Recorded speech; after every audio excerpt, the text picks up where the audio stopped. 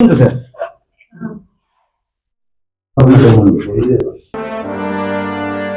একাধিক মন্দিরে চুরির ঘটনায় বড় সাফল্য পুলিশের। উদ্ধার প্রায় 1 কেজি সোনা ও রূপোর অলংকার। পুলিশের জালে গ্রেফতার 3 অভিযুক্ত। গত কয়েক মাস ধরে একাধিক মন্দিরে চুরির ঘটনায় এবার কুল কিনারা খুঁজে বের করল পুলিশ।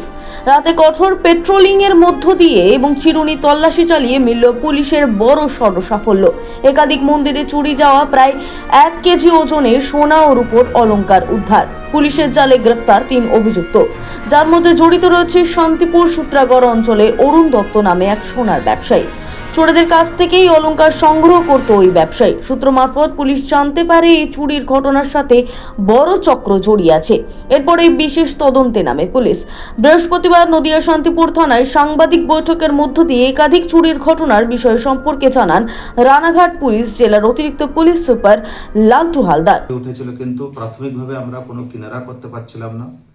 আমাদের রানাঘাট পুলিশ জেলার SP sir Shri Ashish Maurya sir বিশেষভাবে এই চুরির ঘটনায় তৎপর হয়ে ওঠেন এবং একটা টিম তৈরি করে দেন, যেটা আমাদের পাশেই আছেন এসডিপিও রানাঘাট সবিতা গাটওয়াল, সিআই শান্তিপুর কাজল ব্যানার্জি, প্লাস আমাদের যারা পিসি পার্টি আছে।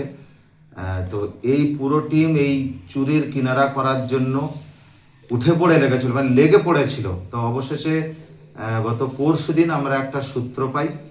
সেখান থেকে আমরা এই আপনারা জানেন চন্দন দাস মেলের মাঠে শান্তিপুরেরই বাসিন্দা আছে, মেন অভিযুক্ত এই চন্দন দাস, তার সহযোগী আবদার শেখ সাহেবডাঙ্গায় বাড়ি, এরও বাড়ি শান্তিপুর পিএস এরিয়ার মধ্যেই আছে।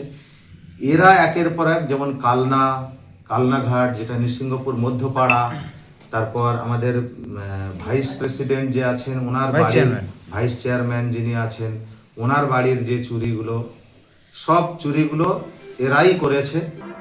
শান্তিপুর থেকে Madhab Debnath, Street Voice digital.